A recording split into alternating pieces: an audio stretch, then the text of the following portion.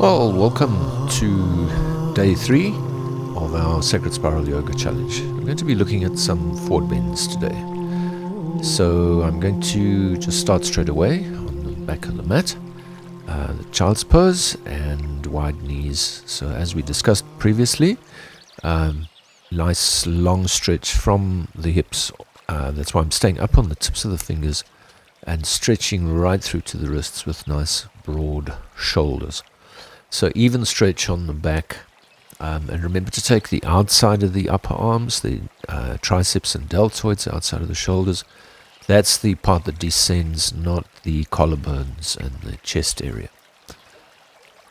Alright, and then I'm going to come up. Remember to connect the breathing, so deep, quiet, connected breathing to the movements. Squash the knees together for the second variation, and lifted the chest up and over the knees. And slide the hands forwards. Gives us a great stretch on the back. So just generally, the forward bends are quite calming. They calm down the nervous system in the body. They calm our heart rate down, breathing rate, respiratory rate. And so you can see there I'm actually pressing my hands into the forehead and possibly a little bit of the eyes. If you're struggling with forward bends, you can use a chair, as I've shown above. Just sit up on a bolster or folded blankets or cushion, and you can get a very similar effect.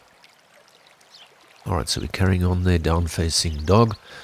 As always, I'm going to keep the legs deeply bent and try to get the tummy onto the thighs so that I can really stretch out through the arms, through the side body up to the head of the femurs. Then you can straighten out the legs, open the back knees, engage the hamstrings deeply, and take the heels down at the back. Just look back and make sure your feet are straight. So center back heel, and create a balanced, even, steady action from the feet up to the head of the femurs with strong quad action. It's the front thighs. Tighten up the front thighs, and then also from the hands. So spreading the hands, no air gaps. Press out the air gaps, especially the base of the index finger. And then you can come down and have a little bit of a rest there. So we say a psychophysical effect of the postures, and so we say that all forward bends, especially the ones when we add in the pressure on the forehead, temples and eyes, calming and quietening. This is a cross-legged Sukhasana forward bend. Same principle, I'm lifting the chest up and over the legs. The nice thing with the cross leg is we get a little bit of a hip opening as well, quite a nice stretch on the back. And just taking a little bit of time, paying attention to the connecting of the exhalation. So remember, soft, quiet, gentle exhalation connected to the stretches. Don't force the body.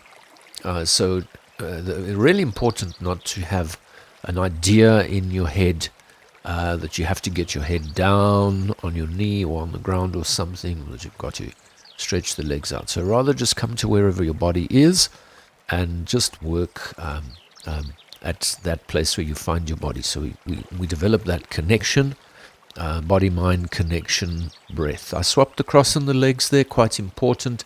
Otherwise we always bias in the same way. So whenever there's an arm cross or leg cross, do both sides. It's also very good for the left and right hemispheres of the brain, the activity in the body, so it has a balancing effect. When we change the cross, first of all, when we cross the arms or legs, and secondly, when we change the sides. Alright, and then just gently coming up from there, I'm going to just show sideways, just for the guys that maybe not quite so familiar with the cross-legged forward bend. So exposing the sitting bones ahead of the femurs, lifting the chest up and over the legs. And so not forcing. If that's as far as you can go, just be comfortable with that, and rather make balance and harmony more important than just forcing your body into the postures. You won't really get much benefit from doing that, and you might even hurt yourself. So once again, just resting. I think this time I've got more my eyes. So blacking out the eyes and also the pressure. So remember, eyes are very connected up to the brain states. So just mechanically darking out and putting a little bit of pressure into the eyes tends to have a stilling and quieting effect on the eyes, which loops back to the brain states and tends to calm the brain states down. So just on that note, you don't have to actually even be doing a yoga session. You can just, if you're in a little bit of a tense or anxious state, you can just take a few moments, just slip to the bathroom or something like that, and practice that exercise for a couple of minutes, and it will have a tremendously calming effect on the body. What I've done is interlaced the hands and just had a little bit of a stretch through from the head of the femurs to the hands. Then I'm going to come up for a little bit of squatting exercise to prepare for the standing forward bend. And then basically just lift up the hips, straighten up the legs. And same principle, so strong backward rotation in the pelvis, stretching out the hamstrings, back, knees. You can see that I'm actually trying to even just move the skin and the flesh, especially of the quads there, up. So we really need to grip the quads continually. They're more important even than the hamstring stretch. The hamstring stretch at the back allows the posture. The quadriceps action is the active component of sending us down into the forward bend. Spreading out the toes, making sure you're balancing the stretch on the inner and outer leg as well, from the inner and outer foot. And then I'm just going to slip forwards into a down dog. Excellent for stretching out the legs, especially if you don't have a strap or a scarf or anything, and you can't quite reach your feet with your hands lying on your back. So the higher that top foot goes, the higher the top leg goes, the stronger the stretch is going to be on the bottom leg. Swapping over, make sure you're connecting your exhalations, soft, gentle, connected out breath to the stretches, and really important, balance the shoulders and the hips. So that's also partly why I like to start off with the one leg just bent, so you can look at your knees, keep your knees together. And then the higher that leg goes, the more we need to balance the shoulders and hips. Coming up gently, and we'll try the standing forward bend one more time. So Uttanasana, if you want to have the Sanskrit name, standing forward bend with the feet together.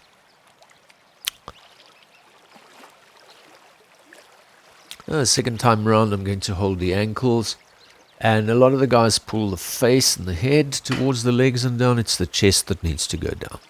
So yes, you can widen the elbows to the sides, pull firmly, but it's really, remember, it's the leg action, quads and hamstrings, and it's the chest moving down towards the knees. Relax down into squatting exercise. Chest up, weight backwards into the back heel there, so the heel goes down, and just flip around onto your back. Take the knees on the chest for a few moments, and then we're going to do a nice leg stretching action. See, I've given two variations in the boxes above. So there I'm using a strap in the first one. If you can't reach your feet, any of the leg stretching actions. And the second one, if you feel like you want to use a chair, you can get a very effective leg stretch on the chair. So it's just not everybody can reach the foot. Swapping around to the other side. Good leg stretching, really important for your forward bends.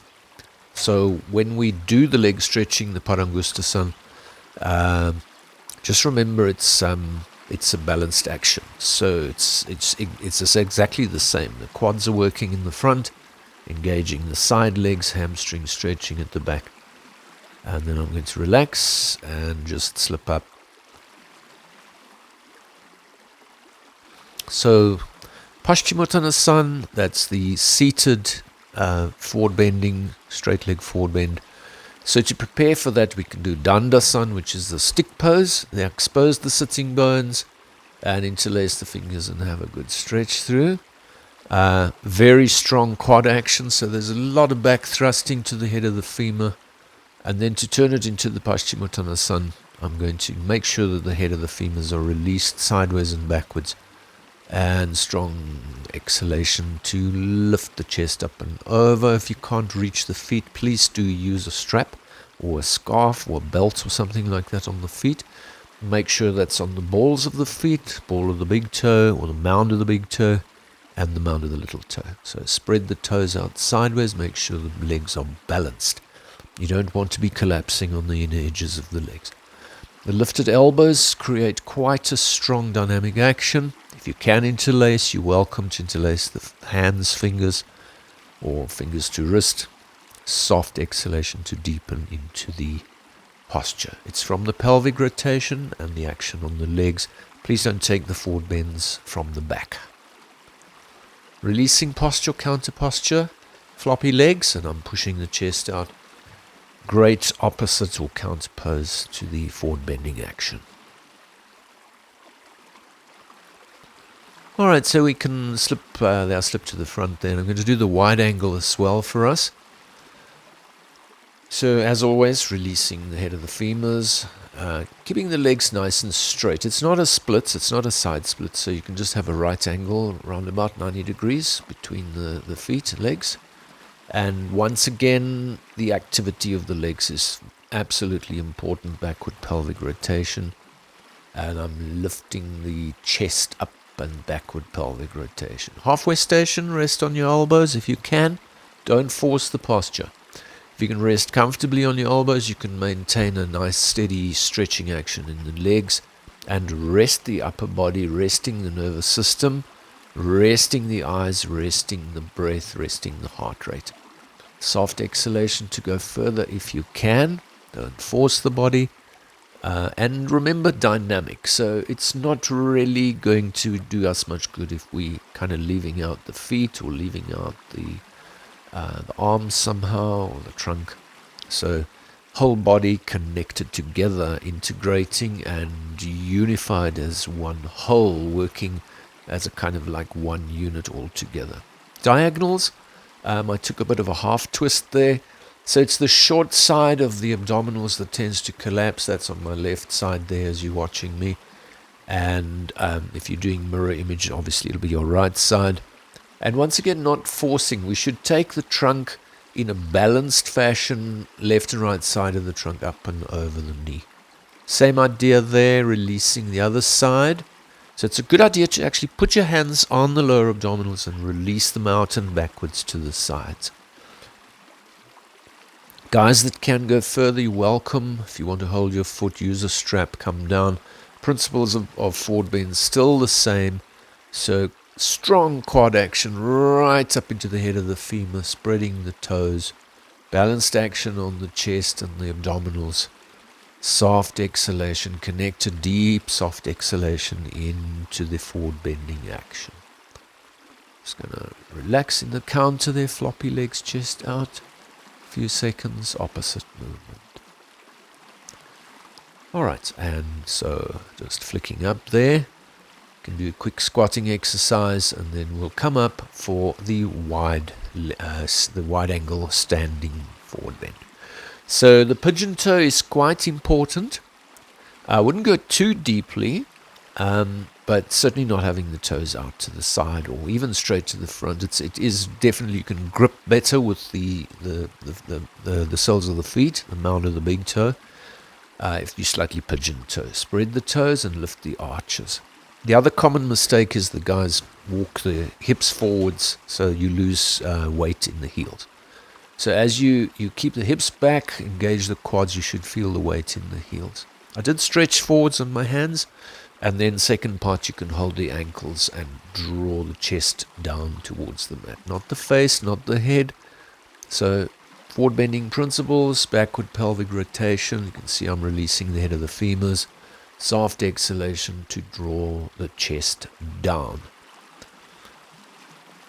You can hold all the forward bends quite a lot longer than I've been sort of taking us through.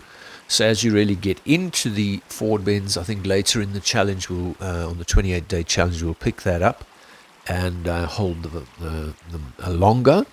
But it does take some practice and facility and skill with the asana to be able to hold the postures longer in a relatively unstressful way.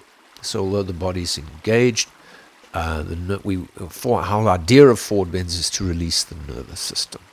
What I'm doing here is I'm just taking a bent leg across, so not twisting, taking the leg across. Then the straight leg is a lot stronger than the bent leg. Make sure you're opening the sole of the foot, especially the mount of the big toe. And this is just really a lovely stretch on the outside of the hip, the outside of the thigh. Change to the other side. Very useful for a lot of the other postures. So you find the exercises that we do, sacred spiral, generally, very useful for developing traditional or classical asanas. So actually have quite a lot of exercises and mobilizations that help lead us towards doing more facility in the postures, in the actual traditional classical postures. All right, so there we go, and I'm just taking a moment's rest there, relaxing, resting completely shoulders. Check lower back is comfortable.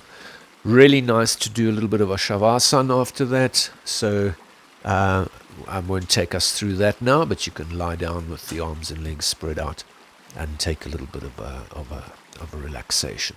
The sun is really in your eyes.